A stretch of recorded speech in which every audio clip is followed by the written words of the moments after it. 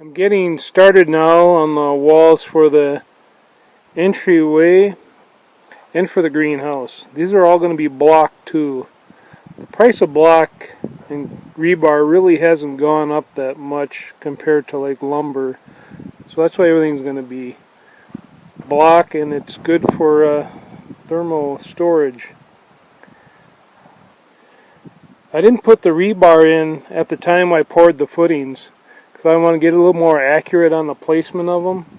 So I'm drilling them in. I got a 1/2-inch hammer drill, and we're drilling them in and putting rebar in. That'll be enough to hold it on the footing. And then, like on the root cellar, after I get the wall completed all the way up to the top, I'll drop rebar down in these same pockets and then fill it up with concrete. I got these all laid out just where I want them, so I can find exactly where I want to put the rebar. Then I don't run into trouble sometimes if a rib will hit a rebar or if it's off a little bit. Sometimes it's kind of hard to do quickly when the concrete is soft and you're trying to pour at the same time, trying to get the correct placement of the rebar.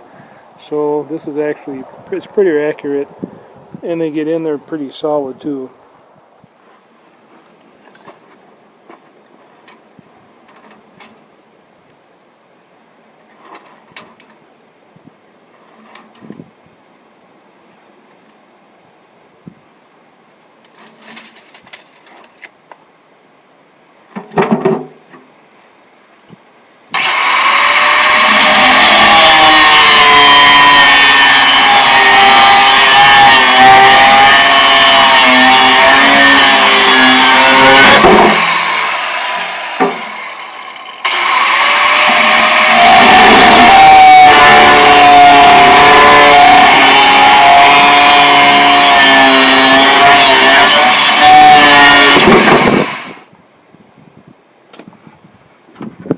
My way of cutting rebar, it's just a metal cutting wheel on my angle grinder.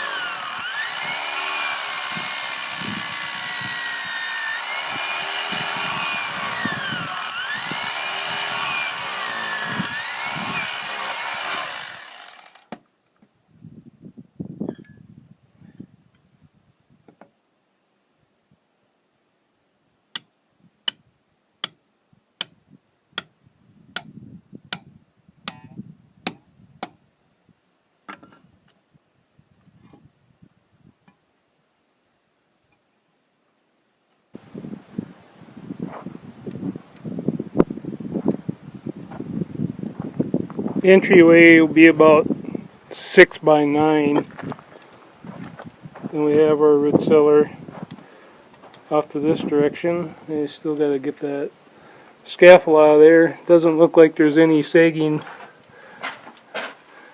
at all after I poured the concrete. So take that out of there. And then this is going west, and this is the greenhouse area. The south wall is only going to be a few courses high, and then we'll go up at a 60-degree angle with the polycarbonate, triple glazed polycarbonate. So I'll put that rebar all in one piece. I'll just have to lift the block up over them to drop down. In the north wall, it'll be completely buried. It'll be 8 feet tall, and it's pretty hard to put a rebar vertical ahead of time all the way down into the footing. So that's why I just start out with some pieces. Well, that's what I did on the root cellar too, except I sunk them right in the footing while the concrete was still soft. Here I wanted to get a little more accurate measurements. And then later, once the wall is up, I will drop rebar in the vertical columns and fill them in with concrete then.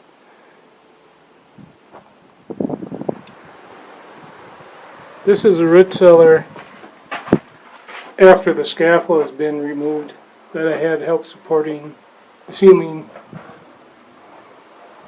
Nothing sagged and everything turned out good. This is how the ceiling will just look. We're not going to do anything with the ceiling. That'll be the finished look.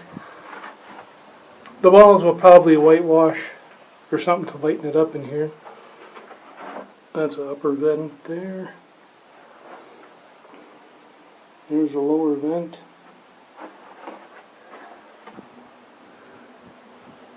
Everything turned out pretty good and I'm satisfied with everything.